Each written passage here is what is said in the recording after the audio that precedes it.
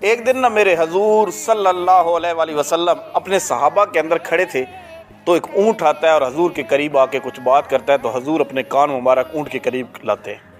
میرے حضور تو انسانوں کی انسان جانوروں کی بات بھی حضور سنتے تھے، اور بات سننے کے بعد ان کا حل بھی نکالا کرتے تھے۔ تو میرے حضور نے جیسے ہی کان قریب کیا تو اونٹ نے کوئی باتیں کی۔ میرے حضور فرمانے لگے اگر تم سچے ہوئے تو تمہارے حق میں فیصلہ ہوگا، لیکن اگر تم جھوٹے ہوئے تو تمہیں سزا ملے گی۔ تو اونٹ نے کہا کہ آمین، مجھے منظور ہے۔ تو تھوڑی دیر گزرتی ہے تو کچھ لوگ حضور کے قریب آتے ہیں، عرض کرتے ہیں یا رسول اللہ صلی اللہ علیہ وآلہ وسلم، یہ اونٹ ہمارا ہے، یہ ہمیں دے دیں۔ حضور فرمانے لگے اونٹ تو تمہاری شکایت کر رہا ہے۔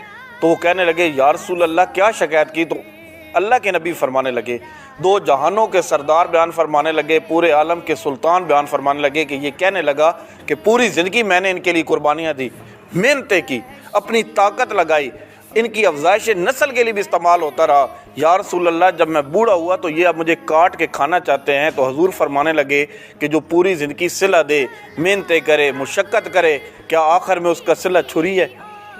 تو وہ نیچے سر جھکا لیتے ہیں اور عرض کرتے ہیں کہ یا رسول اللہ صلی اللہ علیہ وآلہ وسلم، اونٹ نے جو بھی آپ کو باتیں کہی سچی کی۔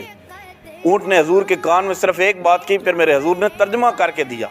میرے حضور جانوروں کی باتیں بھی سنتے تھے، حضور نے ترجمہ کر کے دیا۔ تو حضور فرمانے لگے کہ نہیں، اب میں یہ تمہیں نہیں دوں گا۔ جب انہوں نے مانگا نا کہ یا